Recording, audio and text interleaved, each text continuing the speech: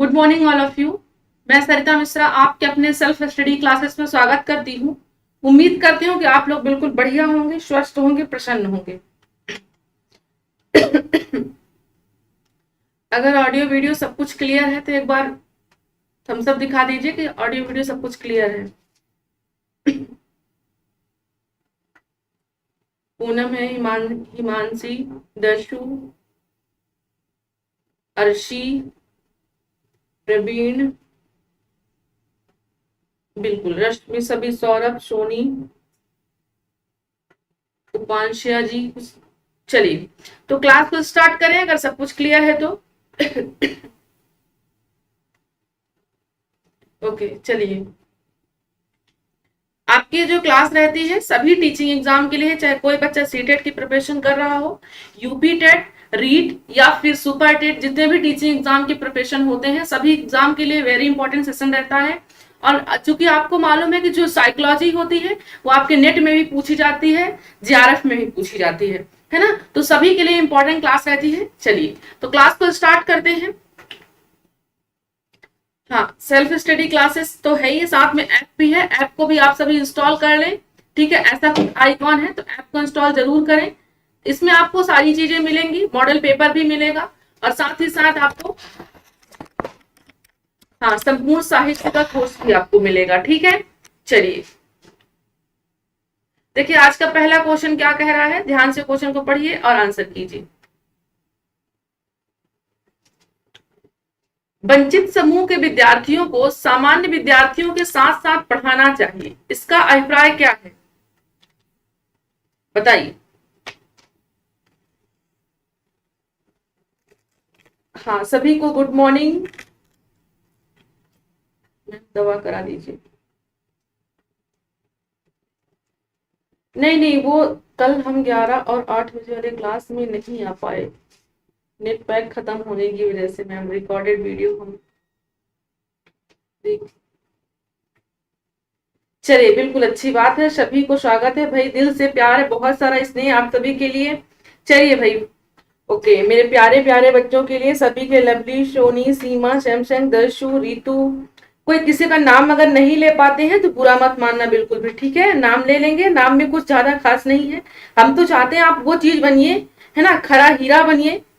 ठीक है, हाँ, आर्टिफिशियल मत बनिए, आर्टिफिशियल तो लोग कोई भी खरीद सकता है। ऐसे ऐसे नाम कमाइए कि आपको ऑब्वियसली लोग ही बिना कहे ही नाम पुकारे आपका, है ना। चलिए, हमारा कोई भी बच्चा ये नहीं सोचेगा कि हमारा नाम नहीं लिया गया है, ठीक है। चलिए ओके, देखिए हमारा पहला क्वेश्चन क्या कर रहा है, वंचित समूह की बात कर रहे हैं। वंचित समूह के विद्यार्थियों को अगर आप सामान्य विद्यार्थियों के साथ पढ़ाते हैं, आज हमारे टोटल 30 क्वेश्चन है, तो क्लास के अंत तक बने रहिएगा। और मेरा हर एक बच्चा क्लास को मेरा नाम ले, हाँ मेघा आपका नाम ले लिया बेटा, ठीक है, हाँ प्रणाम, सैमसंग का भी प्रणाम ले लिया, सोनी का ले लिया, सभी का ले लिया। ठीक है, तो सामान्य विद्यार्थियों के साथ साथ पढ़ाना चाहिए, इसका अभिप्राय ये होता है चाहे वंचित समूह का बच्चा हो, मतलब कहने का एक सामान्य बच्चों को छोड़ करके, एक सामान्य बच्चों की बच्चा सामान्य है, बाकी जो भी स्पेशल में आता है, चाहे वो प्रतिभाशाली हो, चाहे वो विशेष हो, चाहे वो विकलांग, मतलब जो भी बच्चा आता है वो सब किस में आते हैं, समावेशी में आते हैं। ठीक है, समान वेशभूषा, समान शिक्षा। ठीक है, हाँ मैम मेरा नाम ले लीजिए, मेघा आपका नाम ले लिया।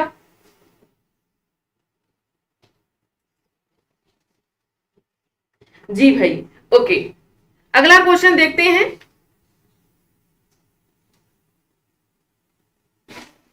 एक है ना लाइन की, अपना हर पल ऐसे जियो जैसे कि कल ही आखिरी हो, है ना, तो मतलब कि अपना काम जो रहेगा बिल्कुल ईमानदारी का रहेगा। जब व्यक्ति ईमानदारी से काम करता है तो ईमानदारी से हमें रिजल्ट भी प्राप्त होता है। ठीक है,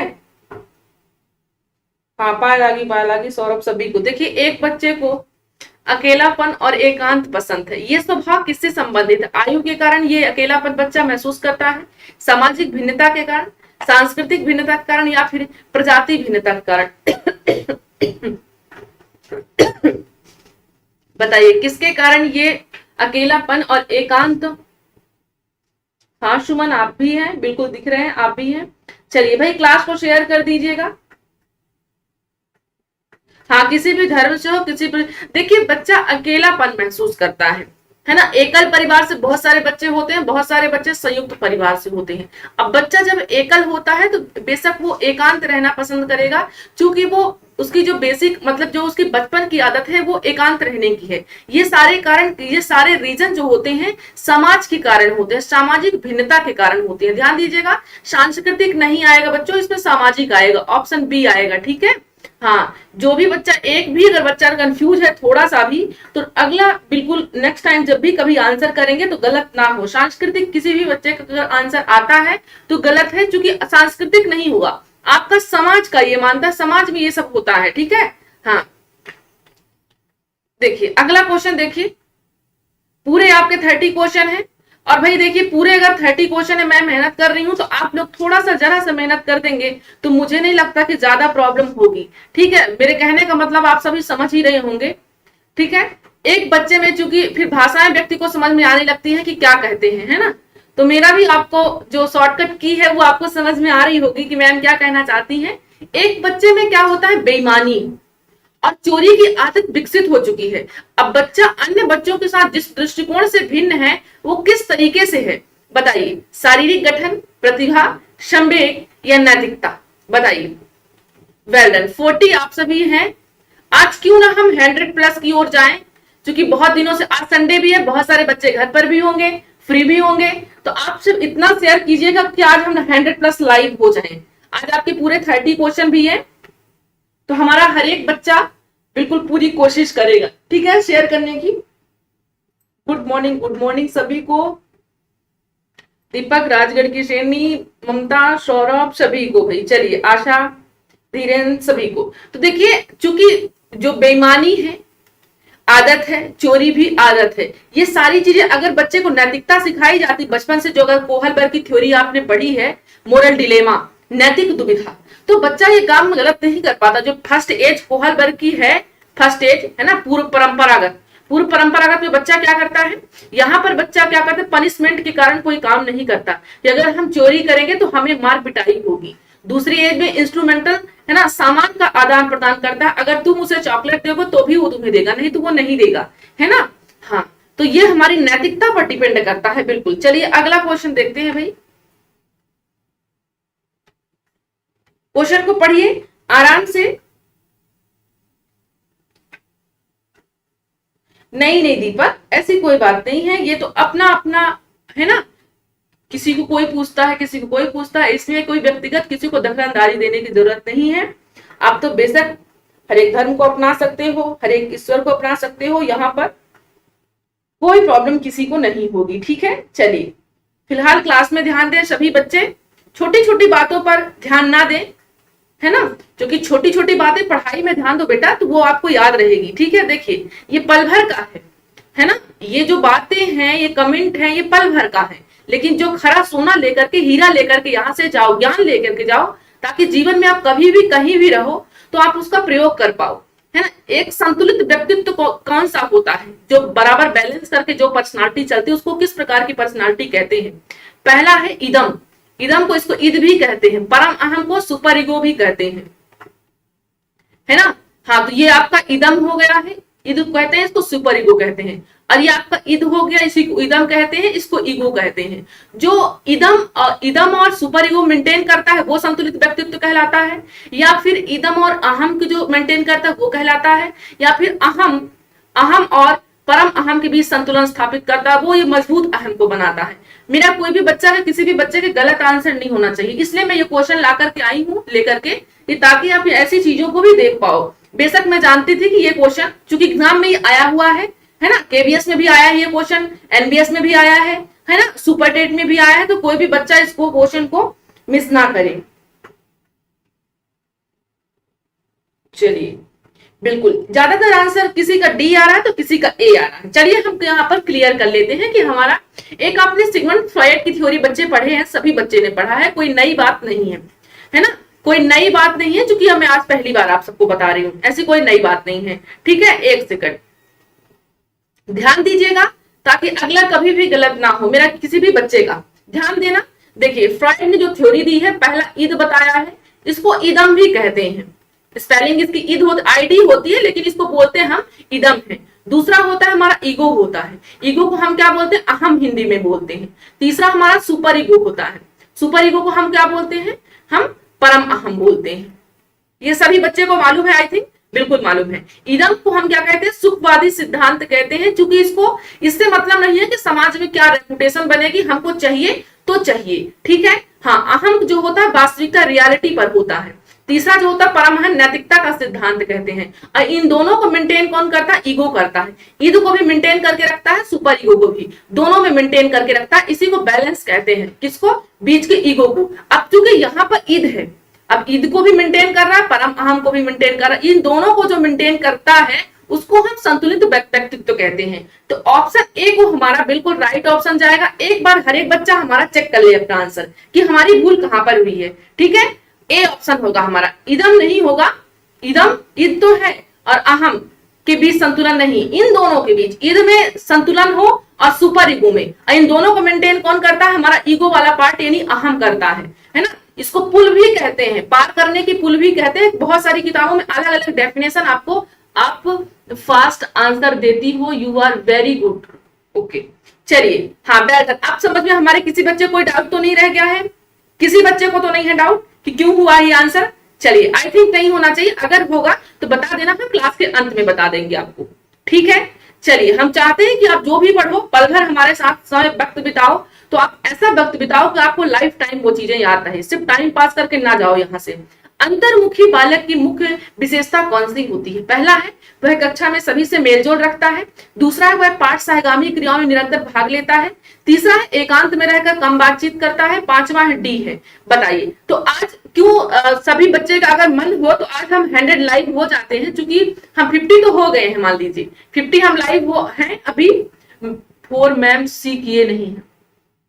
चलिए, हम लास्ट में डिस्कस कर लेंगे। आज 100 प्लस तो होना चाहिए यार, आई थिंक, अगर सभी को लग रहा हो ऐसा, तो सिर्फ मुझे ही बस नहीं होना चाहिए, तो ठीक है। चलिए, देखिए, अंतर्मुखी बालक बच्चे युंग प्रकार ने, युंग ने और जुंग, इन्हीं को युंग भी कहते हैं, जुंग भी, ये व्यक्तित्व के 2 प्रकार बताए हैं, एक अंतर्मुखी, दूसरा बहिर्मुखी। ध्यान दीजिएगा बच्चों, अंतर्मुखी जैसे नाम से ही स्पष्ट है, अंत, इसमें बहिर लिखा है, तो अंत मतलब कि अंदर ही अंदर, जो अपने बारे में सोचता है ना, स्वार्थी होता है, अंदर ही अंदर सोचता है। जो बहिर्मुखी, जो बाहर यानी समाज के बारे में भी सोचता है, वो बहिर्मुखी कहलाता है। और जो इन दोनों को मेंटेन करता है वो हमारा उभयमुखी कहलाता है। तो हमारा ऑप्शन क्या हो जाएगा, सी हो जाएगा। जो एकांत में रहकर कम बातचीत करने वाला होता है उसे हम क्या कहते हैं, अंतर्मुखी कहते हैं। बोलिए, अगर आपको पसंद आया है तो लाइक करके जाइएगा क्लास को, और अगर नहीं है तो फिर आगे नहीं कह सकते भैया, ठीक है। चलिए, अगला क्वेश्चन देखिए भैया, मानव व्यक्तित्व परिणाम होता है। मानव व्यक्तित्व किसका परिणाम होता है? भाई, क्लास पसंद नहीं आ रही क्या? क्लास पसंद आ रही हो तो दमदार तरीके से क्यों ना शेयर किया जाए। 100 प्लस आज होना चाहिए यार, है ना, मुझे ऐसा लगता है। अगर सभी को ऐसा लग रहा हो तो, क्योंकि मेरे बस सोचने से नहीं होगा।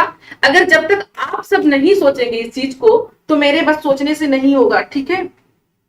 आज रिकॉर्ड तोड़ देते हैं, ठीक है, अगर आप सबकी ऐसी इच्छा हो तो 50 का रिकॉर्ड तोड़ देते हैं और 100 की ओर चल देते हैं, ठीक है। चलिए, जैसे अपन हिंदी में पढ़ते हैं, है ना, हाँ, जैसे हिंदी में अपनी संख्या रहती है वैसे अपनी हम सीडीपी में भी बना लेते हैं, ठीक है। चलिए, तो मानव व्यक्तित्व परिणाम है, किसका परिणाम है? आपका आनुवांशिकता और वातावरण की अंतर क्रिया का होगा, ठीक है। हाँ,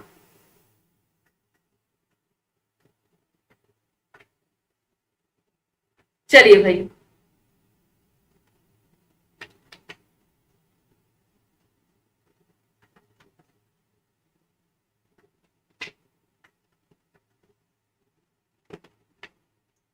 बेशक क्या हो जाएगा हमारा, आनुवांशिकता और वातावरण की अंतर क्रिया का हो जाएगा। क्लियर है सभी को? हाँ, आज बहुत गर्मी है, बहुत गर्मी है। चलिए भाई, अगला क्वेश्चन देखते हैं। छात्रों को मानसिक रूप से स्वस्थ एवं स्वच्छ बने रहने के लिए विद्यालय प्रशासन को कौन सा तरीका अपनाना चाहिए? चलिए आंसर कीजिए।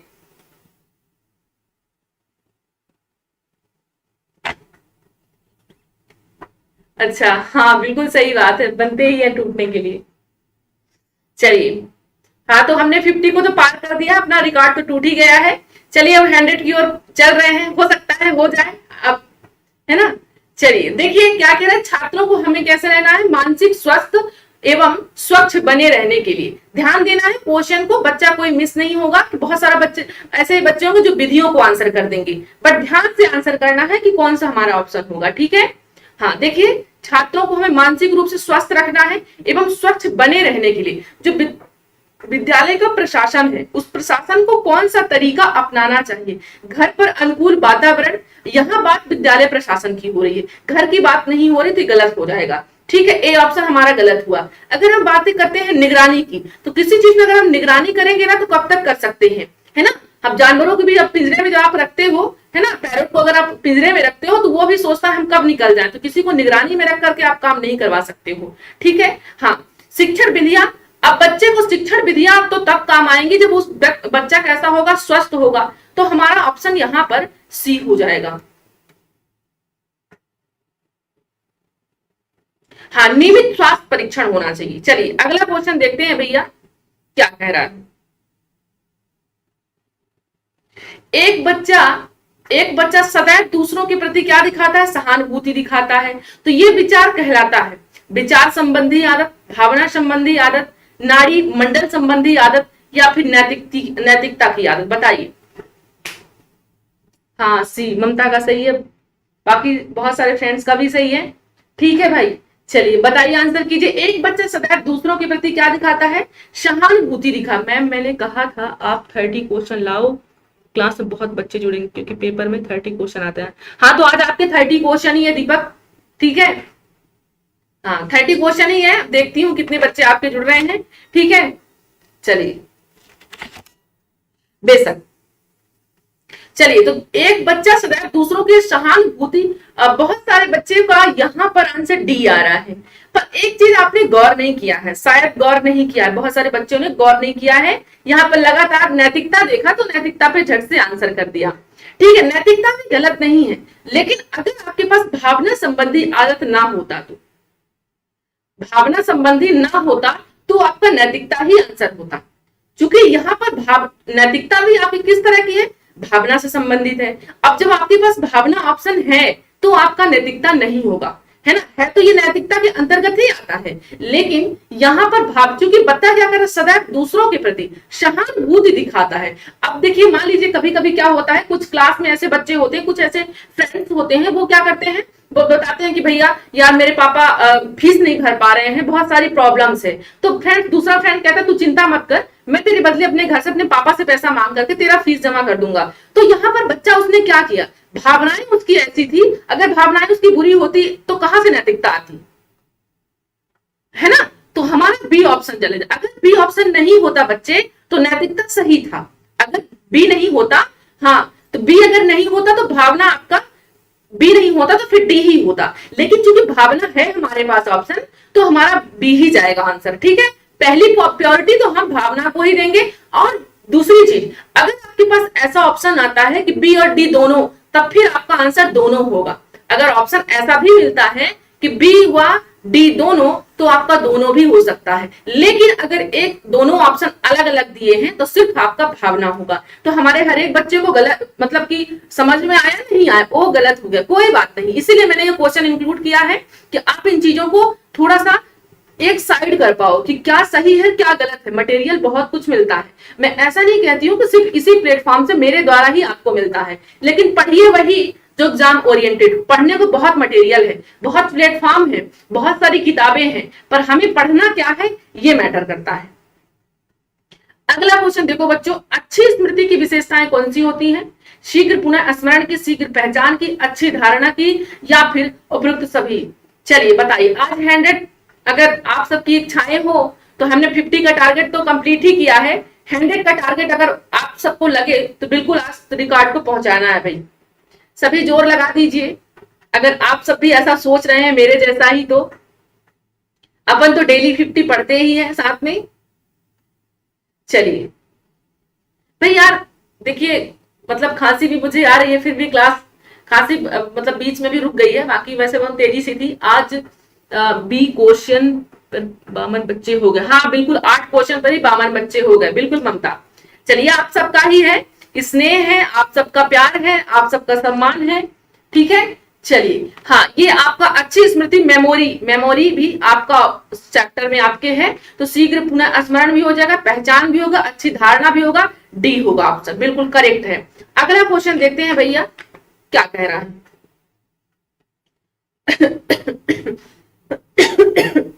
देखिए क्वेश्चन क्या कह रहा है, अध्ययन की दृष्टि से व्यक्तिगत विभिन्नताओं का महत्व है। ऑप्शन देखिए और आंसर कीजिए। पानी पी लेती हूं मैं तब तक।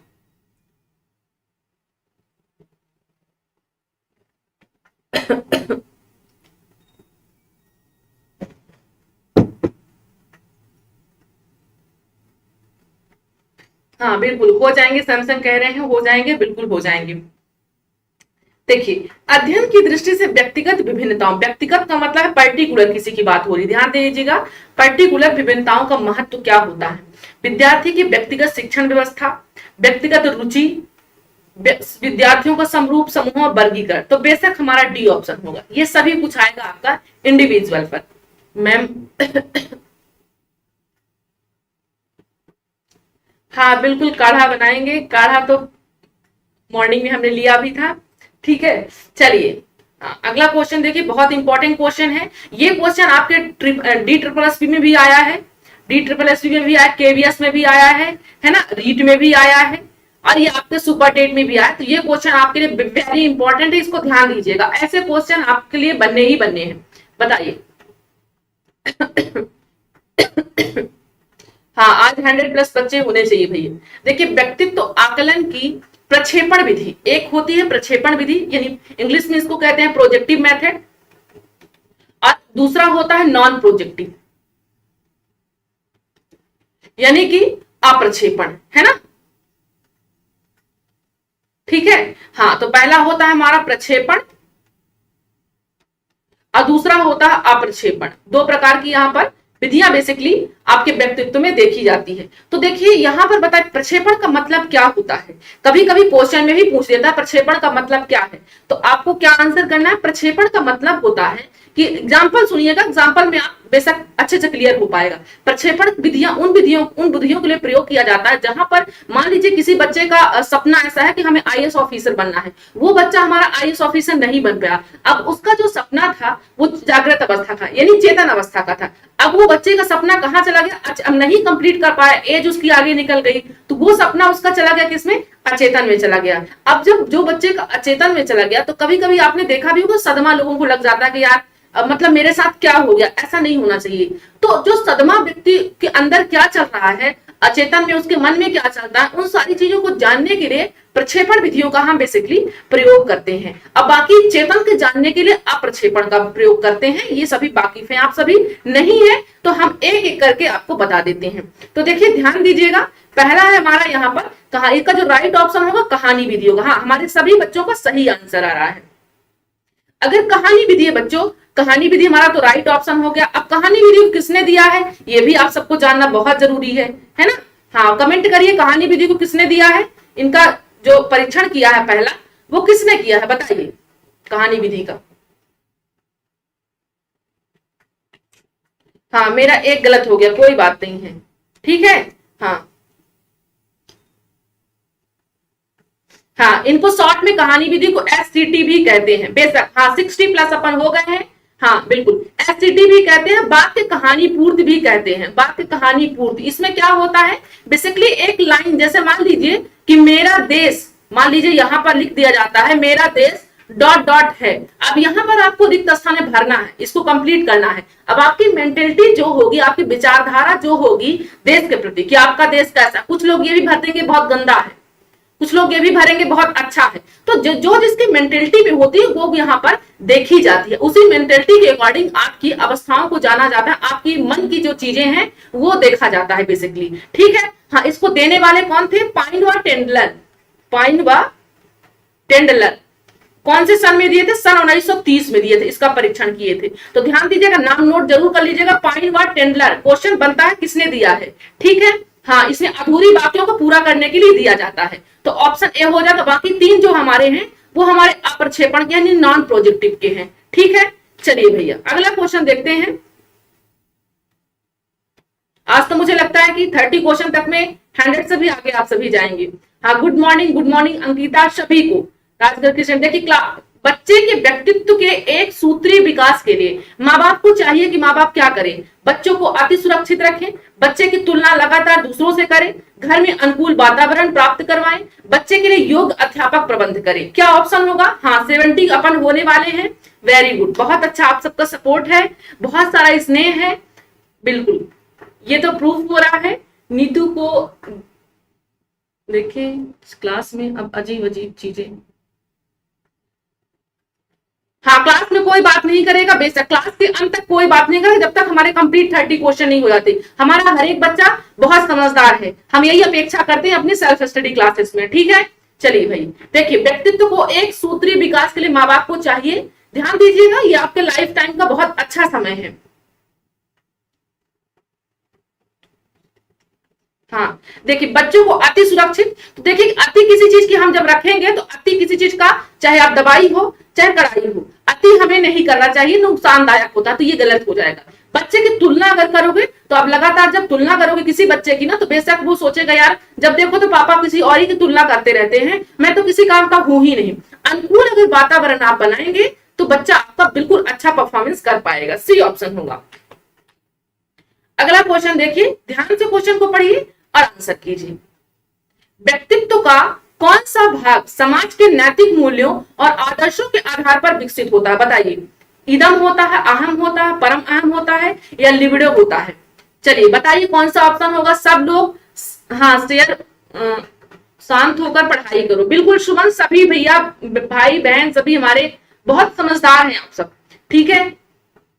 चलिए बताइए, व्यक्तित्व का कौन सा भाग समाज के नैतिक मूल्यों और आदर्शों के आधार पर विकसित होता है? इदम, तो इदम को तो मैंने आपको बताया जन्मजात सुखवादी सिद्धांत होता है। इसको दुनिया की फिक्र नहीं होती कि दुनिया समाज हमको क्या कहेगा, हमको ये चीज चाहिए तो चाहिए, चाहे वो अच्छी हो चाहे बुरी हो। अहम जो होता है वो रियलिटी होता है, वास्तविकता सिद्धांत होता है। परम अहम जो होता है वो नैतिकता का सिद्धांत कहते हैं इसको, आदर्शवादी सिद्धांत भी इसको कहते हैं। तो हमारा बेशक ऑप्शन सी हो जाएगा। हमारे हर एक बच्चे का क्लियर होना चाहिए भैया, डाउट लेकर कि यहां से नहीं जाना है किसी बच्चे को। अगला क्वेश्चन देखिए। हाँ देखिए, कुछ मनोवैज्ञानिकों के अनुसार व्यक्ति जिस रूप में व्यवहार करता है वही उसका क्या कहलाता है? मूल्य कहलाता है, आदत कहलाता है, व्यक्तित्व कहलाता है या फिर मानदंड कहलाता है? बताइए। चलिए, हाँ, और जो बच्चे हमारे टेलीग्राम में नहीं जुड़े हुए हैं, सेल्फ स्टडी के जो सोशल प्लेटफॉर्म है वहां भी जुड़ जाइए। अब अगर मुझे व्यक्तिगत आप मेरे साथ जुड़ना चाहते हैं तो सरिता मैम साइकोलॉजी टेलीग्राम में आप सर्च करेंगे, सरिता मैम है ना साइकोलॉजी, तो मैं आपको मिल जाऊंगी टेलीग्राम में। यहाँ पर हम साइकोलॉजी की क्विज सॉल्व करते हैं, डेली करते हैं। जो बच्चे, कुछ बच्चे जुड़े भी हैं उनको पता है, ठीक है। चलिए, बाकी अगर सेल्फ स्टडी के साथ पर्टिकुलर जुड़ना चाहते हैं तो डिस्क्रिप्शन बॉक्स के नीचे सारी लिंक दी हुई है, यहां भी आप जुड़ सकते हैं, ठीक है। चलिए, हाँ, यहाँ पर तो हम बेशक आपके साइकोलॉजी के डेली क्विज कराते हैं मॉर्निंग के, है ना, मॉर्निंग में करते हैं अपन। जो बच्चे जुड़े हैं वो उनको पता है, ठीक है। तो देखिए, कुछ मनोवैज्ञानिकों के अनुसार व्यक्ति जिस रूप में व्यवहार करता है वही उसका क्या कहलाता है? व्यक्तित्व कहलाता है ना। आपके बोलने का तरीका, आपके जीवन जीने का तरीका, आपके खाने का तरीका, आपके बैठने का तरीका, यह सब कुछ आपका व्यक्तित्व के अंतर्गत आता है। आदत नहीं आता है, व्यक्तित्व आता है। मैम व्हाट्सएप ग्रुप बना दीजिए। व्हाट्सएप ग्रुप अभी नहीं बना है सौरभ, अभी तो टेलीग्राम ही है। टेलीग्राम में एक्चुअली हम क्वेश्चन अच्छे से कर पाते हैं इसलिए, क्योंकि वहां पर क्विज कराए जाते हैं। टेलीग्राम में क्विज हम सॉल्व करते हैं, ठीक है। हाँ बिल्कुल, देखिए व्यक्तित्व मापन की व्यक्तिनिष्ठ विधि कौन सी है? व्यक्ति इतिहास विधि है, क्रम निर्धारण मापनी है, रौसाक परीक्षण है या शब्द परीक्षा साहचर्य परीक्षण है? अब अगर आप सब कंप्लीट सीडीपी मेरे साथ पढ़ना चाहेंगे तो कंप्लीट सीडीपी भी हम आपको ऐप में दिलाएंगे, मैं ही भी पढ़ाऊंगी आप सभी को कंप्लीट सीडीपी। अगर मेरे साथ चैप्टर वाइज पढ़ना होगा तो कंप्लीट भी हम पढ़ लेंगे, ठीक है। हाँ चलिए, बेशक 70 आप सभी हो चुके हैं, बधाई हो आप सभी को। देखिए, व्यक्तित्व मापन की व्यक्तिनिष्ठ बताइए कौन सी है? व्यक्ति इतिहास विधि है, क्रम निर्धारण मापनी है, रोडसाक परीक्षण है, शब्द साहचर्य परीक्षण है। चलिए, हाँ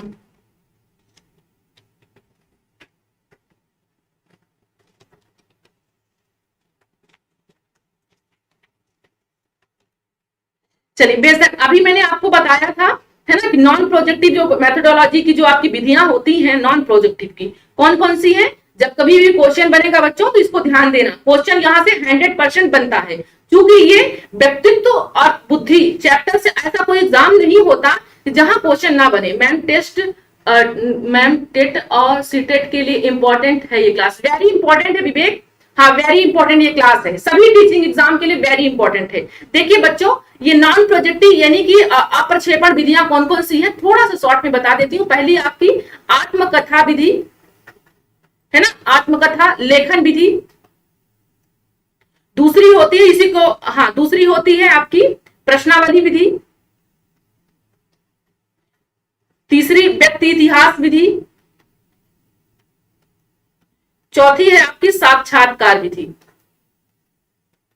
ठीक है, हाँ बिल्कुल। तो ये चार आपके वेरी इंपॉर्टेंट है, जो कि आपके नॉन प्रोजेक्टिव के लिए आपके देखा जाता है पर्टिकुलर। ठीक है, हाँ। अब यहाँ पर हमारा जो व्यक्तित्व मापन की व्यक्तिनिष्ठ पर्टिकुलर कौन सी है, तो व्यक्ति इतिहास विधि हो जाएगी, ऑप्शन नंबर ए हो जाएगा। इसमें बेसिकली क्या होता है व्यक्ति इतिहास में, इसको जीवन का इतिहास भी कहते हैं, जीवन वृत्त इतिहास भी कहते हैं, जीवन वृत्त इतिहास भी इसको कहते हैं, है ना। हाँ, इसको लाने वाले सबसे पहले जन्मदाता इनके किसको कहा जाता है, टाइडमैन जी को, टाइडमैन। ध्यान दीजिएगा, ये नाम जरूर पूछता है, टाइडमैन है, कौन है, इनके जो जन्मदाता है जीवन व्यक्ति इतिहास या फिर व्यक्ति इतिहास विधि के जन्मदाता कौन है, टाइडमैन है। नोट कर लेना बच्चों, बहुत इंपॉर्टेंट है। इसमें बेसिकली टाइडमैन मतलब जो जीवन वृत्ति होता है, इसमें बेसिकली क्या किया जाता है, इसमें बेसिकली उन बच्चों के लिए किया जाता है जो अपराधी प्रवृत्ति के बच्चे होते हैं। जैसे मान लीजिए कि कोई बच्चा ऐसा है कि जो 14-14 वर्ष में ही अपराध कर देता है। अब वो बच्चा अपराध किया तो क्यों किया, जो सरकार पता लगाती है तो वहां पर पूरे बच्चे का केस देखा जाता है, बचपन से लेकर के 14 वर्ष की उम्र तक, कि आखिरकार ये क्या बच्चा बचपन से ही क्रिमिनल था या फिर किसी कारणवश से हो गया है। तो यहाँ पर इस विधि के लिए प्रयोग किया जाता है, क्रिमिनल के लिए, बच्चों के अपराधों को देखने के लिए, है ना। जीवन वृत्त इतिहास में जन्मदाता कौन है बच्चों, टाइडमैन है। ध्यान रखना, गलत मत करना, बार बार कह रही हूं, क्योंकि यहां से क्वेश्चन बनना ही बनना है। ठीक है, चलिए अगला क्वेश्चन देखते हैं भाई। हाँ, सीएटी मापता है, सीएटी क्या मापता है बताइए।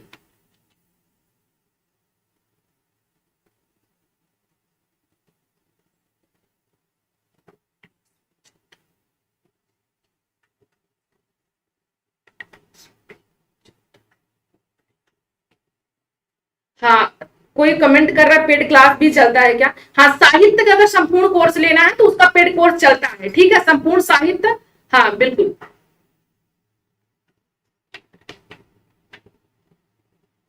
बताइए, सीएटी मापता है व्यक्तित्व को, मापता है बुद्धि को, मापता है परिपक्वता को, मापता है या फिर सृजनात्मकता, बताइए। हाँ, पेड कोर्स भी चलता है, संपूर्ण साहित्य का चलता है, हिंदी साहित्य का। आप चाहे टीजीटी की प्रिपरेशन कर रहे हो, पीजीटी की कर रहे हो, सुपर टेट की कर रहे हो, संपूर्ण साहित्य का कोर्स आपको ऐप में मिल जाएगा, सेल्फ स्टडी क्लासेस में। Self study classes app download कर लीजिए, वहां पर आपको सारी चीजें मिल जाएंगी, है ना। हिंदी व्याकरण की भी क्लास शाम को 8 बजे रहती है, मैं ही पढ़ाती हूँ। रात्रि को 9 बजे हिंदी साहित्य का रहता है, सर की क्लास रहती है। हमारे बहुत सारे बच्चे वाकिफ भी हैं। तो देखिए, सीएटी किसको मापता है बताइए।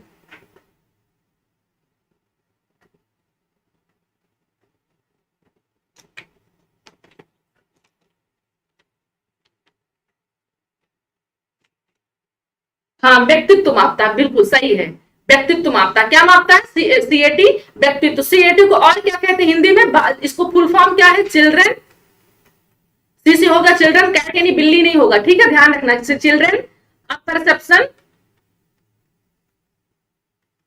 अपरसेप्शन टेस्ट होता है, ध्यान रखना बच्चों। ठीक है, हिंदी में इसको क्या कहेंगे, बाल प्रसंगात्मक बोध कहते हैं, या इसको परीक्षण कहते हैं। ठीक है, हाँ चलिए, किसी भी बच्चे का गलत नहीं होना चाहिए, ऐसा ना हो कि समझ में नहीं आता है। ठीक है, हाँ, अगर इनके हम जनक की बात करते हैं, इनके जन्मदाता की बात करते हैं सीएटी की, तो कौन है, लियोपोल्ड बैलॉक। लिख लीजिएगा, नोट कर लीजिएगा, क्वेश्चन 100% यहां से बनना ही बनना है। लियोपोल्ड बैलॉक किस सन में किए थे, सन 1948 में किए थे। ठीक है, हाँ 3 वर्ष से 11 वर्ष के बच्चों पर।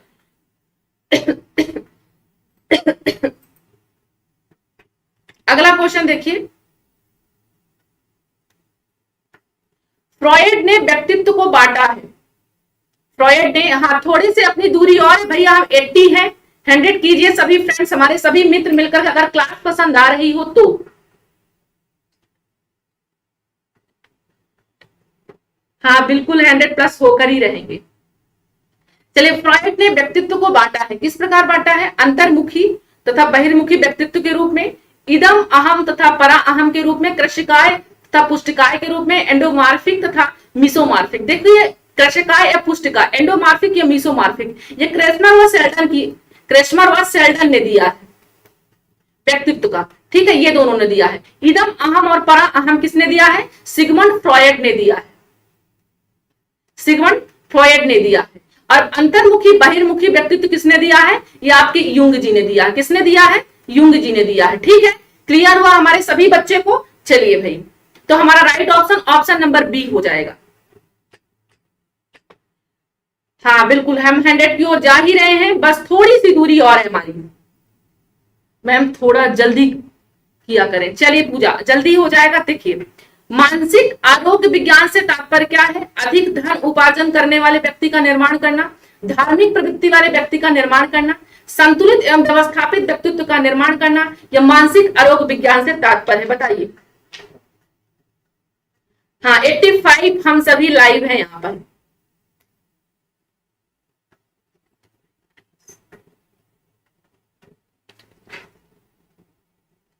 संस्कृत की तो नहीं चलती है, बट हिंदी की चलती है, व्याकरण की भी चलती है, साहित्य की भी चलती है। मानसिक आरोग्य, एक आपने आरोग्य सेतु भी कोविड-19 में अच्छे से वाकिफ हो गए होंगे, ऐप है आरोग्य सेतु। बेशक आपका जो राइट ऑप्शन होगा सी होगा, लगातार सी आंसर आ रहा। संतुलित एवं व्यवस्थापित व्यक्तित्व निर्माण करना, ऑप्शन सी को हमारा बिल्कुल क्लियर जाता है, तो बिल्कुल सही होना चाहिए सभी बच्चों का। ठीक है भैया, ओके। अगला क्वेश्चन देखिए, अपने पूरे 30 क्वेश्चन है भैया, सभी क्लास के अंतर बने रहे। विभेदकारी परीक्षण अंतर करता है कमजोर विद्यार्थियों में, सामान्य विद्यार्थियों में, प्रतिभाशाली विद्यार्थियों में, या फिर सभी में? बताइए।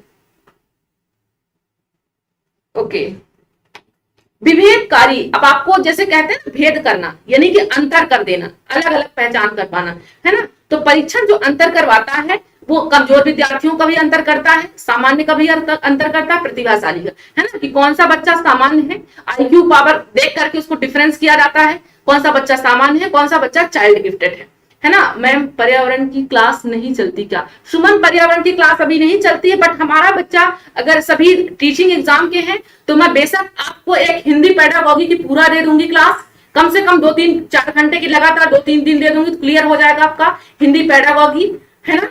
हाँ, ईवीएस की भी पेडागॉजी करा दूंगी आपको मैं, बस आप धैर्यता बनाए रखें और उम्मीद और भरोसा बनाए रखें। ठीक है, चलिए, बेशक आपको सारी चीजें मैं ही दूंगी, आप चिंता ना करना। ठीक है, चलिए। हाँ देखिए, ऑप्शन डी जो हो जाएगा हमारा उपयुक्त सभी। तो कोई बच्चा क्लास को लाइक शेयर बिना रुकेगा नहीं, इतना ध्यान रखिएगा, क्योंकि एक साथ एक ही क्लास में आपको इतनी सारी चीजें मिल रही हैं। देखिए, प्रतिभाशाली शिक्षार्थियों के लिए क्या जरूरी होता है? अभिक्षमता को कौशल के रूप में समझना सही है, प्रगति के निरीक्षण करने की आवश्यकता नहीं है, शिक्षक को अनुकूल करना चाहिए जैसे विद्यार्थी बदलाव आता है, या फिर शिक्षक को पहल करनी चाहिए और समस्या समाधान में मुख्य भूमिका निभानी चाहिए।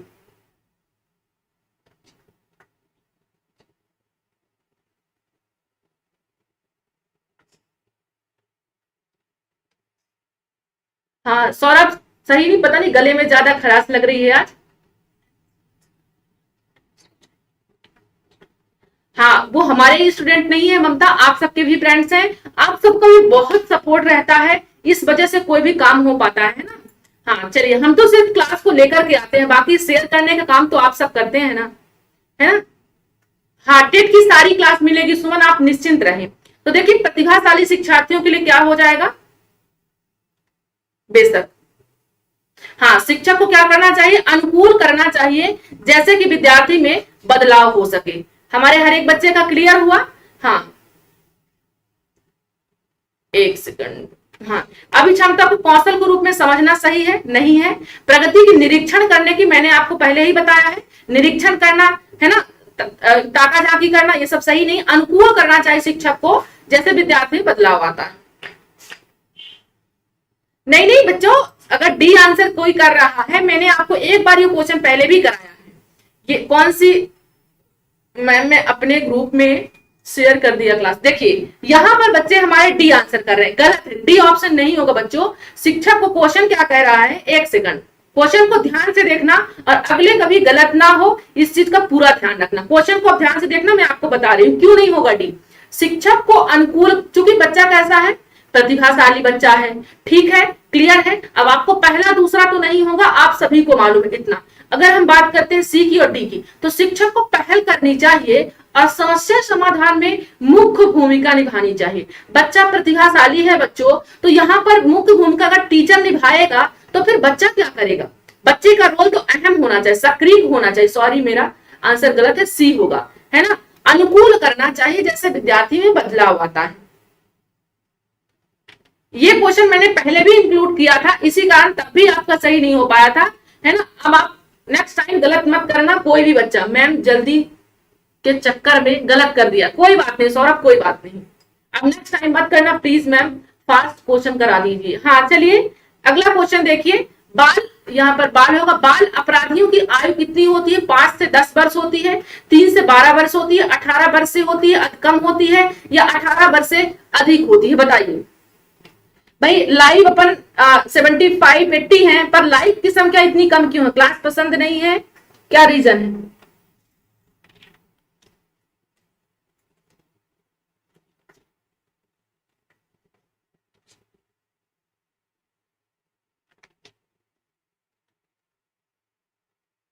बताइए। बाल अपराधियों की आयु होती है बेशक 18 वर्ष से कम होती है, ठीक है। हाँ चलिए अगला क्वेश्चन देखते हैं भैया, क्या कह रहा है हमारा क्वेश्चन। निःशक्त बच्चों के लिए समेकित शिक्षा की केंद्रीय प्रायोजित योजना का उद्देश्य डॉट डॉट में निःशक्त को शैक्षिक उपलब्ध कराना, क्या कराना, निःशक्त बच्चों को, यहां पर बच्चों होगा, निःशक्त बच्चों को शैक्षिक उपलब्ध कराना, नियमित विद्यालयों में, विशेष विद्यालयों में, मुफ्त विद्यालयों में, या फिर प्लानिटरी एसोसिएशन में।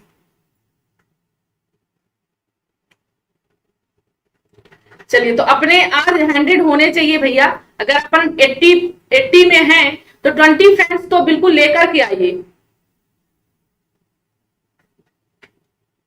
चलिए हमारा जो राइट ऑप्शन हो जाएगा नियमित विद्यालय हो जाएगा, ठीक है, ऑप्शन ही हो जाएगा। निःशक्त बच्चों को, समेकित का मतलब होता है समान ही होता है, तो समान शिक्षा की केंद्रीय योजना का जो उद्देश्य है कि बच्चा नियमित रहे, नियमित चीजों को सीख पाए, ठीक है। हम लाइक तो बिल्कुल नहीं करेंगे मैम, हम लाइक तो बिल्कुल भी नहीं करेंगे, अरे अच्छी बात है, लाइक आप नहीं करेंगे, हो सकता है आपको पसंद ना आ रही हो। चलिए तो देखिए अगला क्वेश्चन क्या कह रहा है, विशेष रूप से जरूरतमंद बच्चों की शिक्षा का प्रावधान होना चाहिए। मतलब विशेष रूप से जरूरतमंद बच्चों की शिक्षा का प्रावधान किस प्रकार से होना चाहिए। दूसरे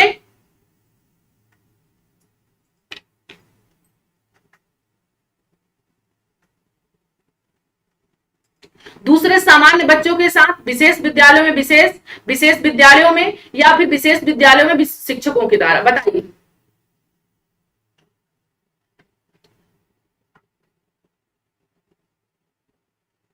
चलिए अच्छी बात है,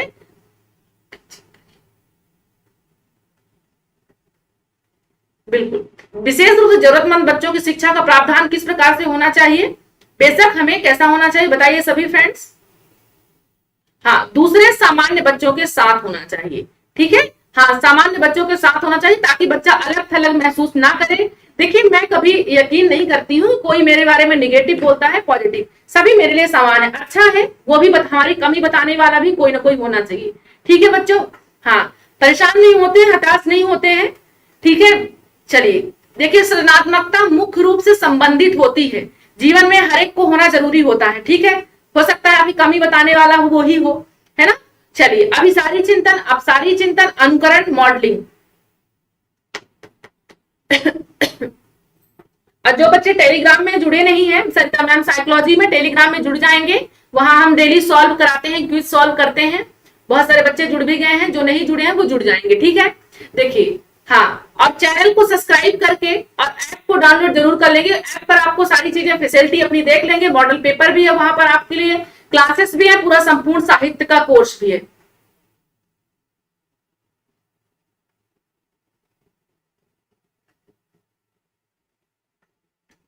सृजनात्मकता मुख्य रूप से संबंधित होती है 24 का सी, अनुकरण, CBAR। ओके मैम,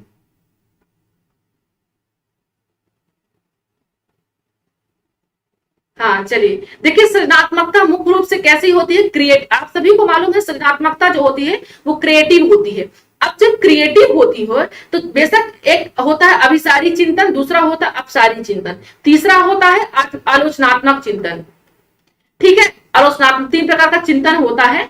तो अभिसारी चिंतन जो होता है वो सीमित होता है, कहने का मतलब 2+2 4 होता है। अपसारी में क्या होगा कि ऐसी कोई संख्या बताइए जो जोड़ने पर 5 आए।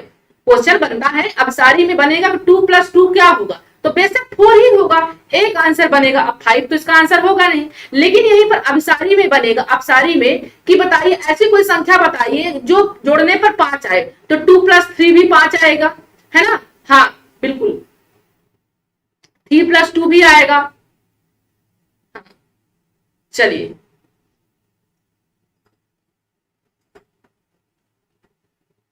हाँ, अगर 1+4 भी करेंगे तो भी आएगा, है ना।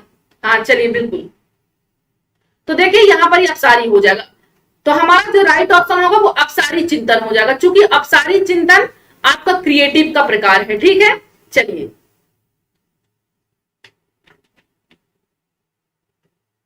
अगला क्वेश्चन देखिए, हस्तशिल्प की शिक्षा दी जानी चाहिए मंद बुद्धि बालकों को, पिछड़े बालकों को, सामान्य बालकों को, प्रखर बुद्धि बालकों को।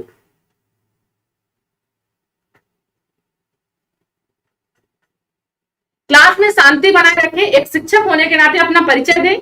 ठीक है, हाँ अब प्लीज ऐसे कमेंट ना करें जो किसी को बुरा लगे, हो सकता है कोई किसी के पास इतना पेशेंस ना हो कि वो ना सह पाए चीजों को, इसलिए प्लीज जो करने आए हैं प्लीज वही कीजिए। ठीक है, नहीं जीवन में बहुत पछताएंगे, है ना, कि हम जहां पर जो करने जाते थे वो काम नहीं करते थे। इसलिए अपना सिर्फ काम करें, आंसर करें और चुपचाप क्लास से अपना बात पढ़ाई करें। ठीक है, हाँ अगर कोई किसी को बोलता है अपना काम कीजिए, सिर्फ अपना काम कीजिए। देखिए हस्तशिल्प का मतलब है करके सीखना, अपना स्वयं हाथ से करना। तो मंद बुद्धि बालकों का होगा, पिछड़े बालकों का होगा, या फिर प्रखर या सामान्य, बताइए। तो बेशक हमने ये हमारा जो राइट ऑप्शन होगा मंद बुद्धि बालकों में हो जाएगा। ठीक है, इनको इसलिए दिया जाता ताकि इनकी बुद्धि और भी ब्रॉड हो सके। यह क्या हो रहा है क्लास में। ठीक है, मंद बुद्धि बालकों हो जाएगा इसका। इसका जो राइट ऑप्शन होगा, हस्तशिल्प शिक्षा मंद बुद्धि बालकों के लिए दी जाती है। रीजन ये है कि क्योंकि यहाँ पर बेसिकली ये नहीं है कि सिर्फ मंद बुद्धि वाले बच्चों को ही दिया जाता है, इनको दिया जाना चाहिए। क्योंकि रीजन ये है क्योंकि अगर बच्चा मंद बुद्धि वाला बच्चा हस्तशिल्प काम करेगा, स्वयं अपने हाथों से काम करेगा, तो उसमें और भी क्रिएटिविटी आएगी और भी सोचने समझने की क्षमता उसके मानसिकता पर बढ़ेगी। ऐसा नहीं है कि अदर को नहीं दी जानी चाहिए, ये भी प्रखर बुद्धि वाला भी हस्तशिल्प काम कर सकता है, सामान्य वाला भी, पिछड़ा वाला भी, लेकिन यहाँ पर बेसिकली मंद बुद्धि वाले को दोगे तो और भी उसका जो बुद्धि लेवल है वो बढ़ेगा। चलिए अगला क्वेश्चन, क्लास के क्वेश्चन को पैटर्न देखा करिए बच्चों, रटना नहीं कभी भी। ठीक है, मैं तो बिल्कुल भी नहीं चाहती कि मेरे क्लास के बच्चे कोई भी ऐसे बच्चे निकले जो रट्टू तोता हूं। पहली चीज, कोई छोटी छोटी बात का बुरा माने। दूसरी चीज, तीसरी चीज कि जो काम करने आए हो बच्चों वही काम किया करो, है ना। चलिए, पेरेंट्स आपकी सिर्फ ये उम्मीद किए उन्होंने कि बच्चा मोबाइल लिया है मतलब बिल्कुल पढ़ाई कर रहा है, हमारे लिए कंपटीशन की तैयारी कर रहा है, तो प्लीज अपने पेरेंट्स को धोखा मत दो, है ना।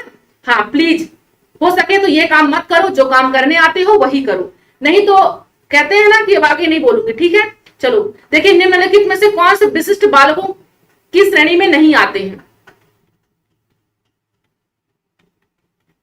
है ना। पिछड़े बालक, विकलांग बालक, लंबे बालक, मंद बुद्धि बालक, बताइए।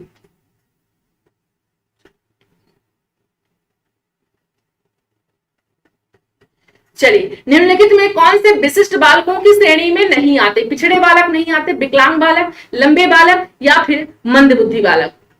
हाँ, लंबे बालक नहीं आते हैं, ऑप्शन सी हमारा बिल्कुल सही हो जाएगा। ठीक है, हाँ सी ऑप्शन हो जाएगा।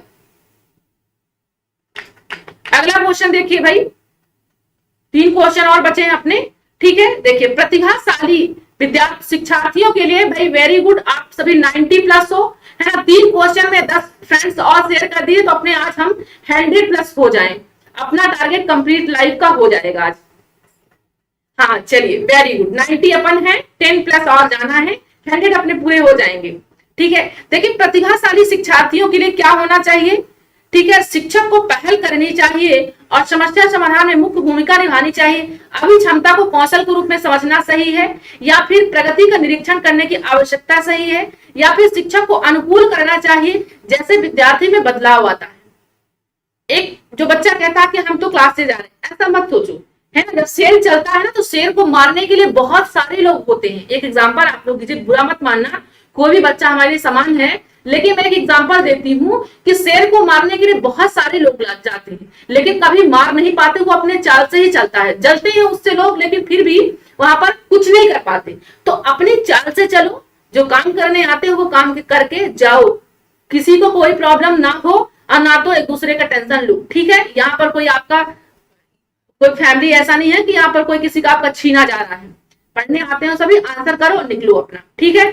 चलिए देखिए, वेल डन, 95 हो चुके हैं, 100 होने वाले हैं, ठीक है। प्रतिभाशाली शिक्षार्थियों के लिए बेशक क्या हो जाएगा हमारा, शिक्षक को अनुकूल करना चाहिए जैसा विद्यार्थी में बदलाव आता है, ऑप्शन डी हो जाएगा, है ना। शिक्षक को पहल करनी चाहिए और समस्या समाधान में मुख्य भूमिका निभाना चाहिए। मुख्य भूमिका शिक्षक का नहीं होना चाहिए, बच्चे का होना चाहिए, तो ये गलत हो गया। अभी क्षमता को कौशल के रूप में समझना सही है, नहीं, गलत है। प्रगति का निरीक्षण करने की आवश्यकता नहीं है, सही है, नहीं। आपका डी ऑप्शन बिल्कुल क्लियर होगा।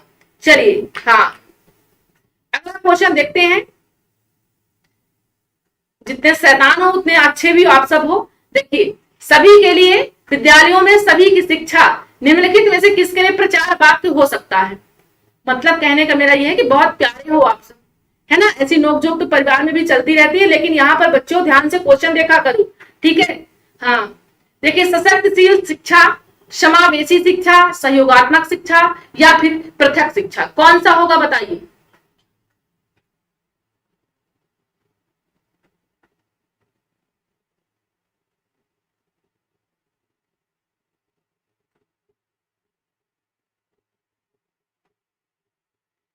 चलिए, सभी के लिए विद्यालयों में सभी की शिक्षा निम्नलिखित में से किसके लिए प्रचार हो सकता है। सभी के लिए विद्यालयों में सभी की शिक्षा, तो बेशक समावेशी शिक्षा हो जाएगा, ठीक है। कौन सी शिक्षा हो जाएगा, समावेशी शिक्षा हो जाएगा। जल्दी से पार करो 100, अपन 2 क्वेश्चन और बचे हैं, जल्दी पार करो आप सब, ठीक है। हाँ, आज का टारगेट अपना 100 था, जो कि आज पूरा हो जाएगा संडे को, ठीक है। जल्दी पार करो, बेशक फालतू बातों में मत उलझो, ठीक है। चलिए, समावेशी शिक्षा से तात्पर्य, मैं बिल्कुल ऐसा नहीं चाहती कि हमारे सेल्फ स्टडी क्लासेस में बच्चे रहते हो, मैं उम्मीद नहीं करती हूँ आपसे ऐसा, ठीक है। बहुत अच्छी उम्मीद करती हूँ, तो प्लीज वैसा ही परिचय दो। नियमित विद्यालयों में सभी प्रकार के बालकों का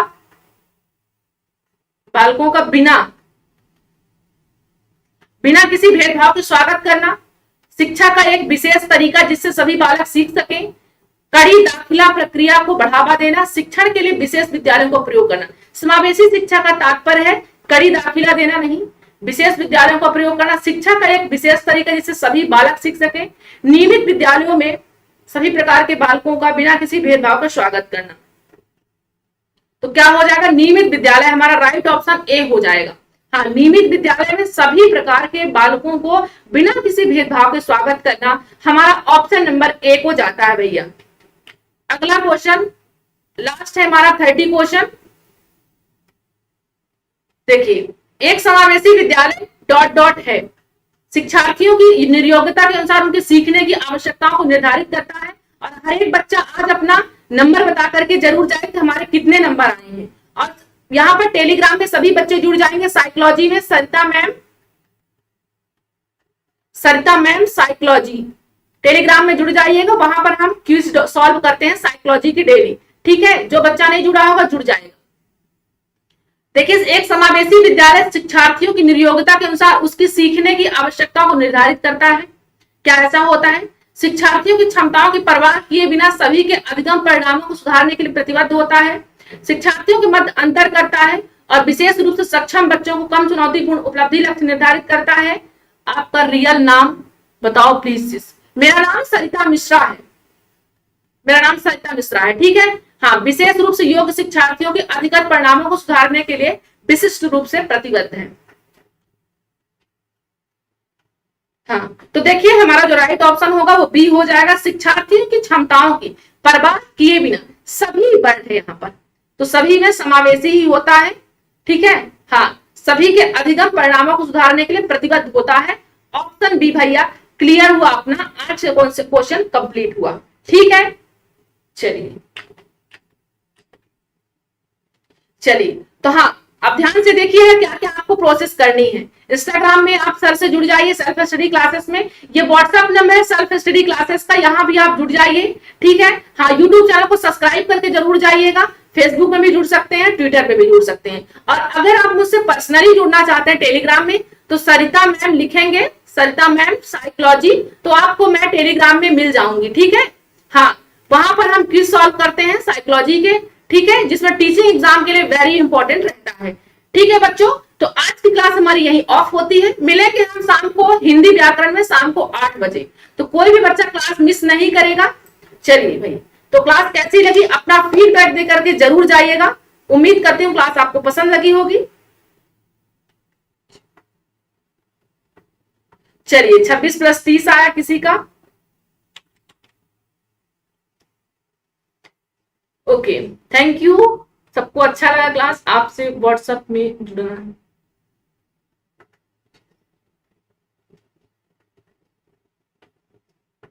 ओके, चलिए देखिए, फालतू आप लोग मत सोचिए, कुछ लोग कुछ दूसरा करने आते हैं, कुछ लोग पढ़ने आते हैं, कुछ लोग परेशान करने आते हैं, तो अगर आपको उनके जाल में फंसना है तो फंस जाइए बेशक, और अगर आप में थोड़ी सी समझदारी होगी तो सिर्फ अपना काम कीजिए, और काम निकालने के बाद अपना क्लास से अपना फिर से अपना ऑफलाइन पढ़ाई कीजिए, है ना। हाँ, परेशान करने वाले कल भी थे जीवन में, हर एक के आज भी हैं, और आने वाले हर एक समय में भी रहेंगे, तो डिपेंड करता है कि आप कितना दूसरों को अपना समय दे रहे हैं इस मामले के लिए। तो उम्मीद करती हूँ बिल्कुल आप समझ गए होंगे। तो चलिए मिलेंगे रात्रि को 8 बजे हिंदी व्याकरण की क्लास में, तब तक अपना ख्याल रखें, tata bye bye, take care, thank you.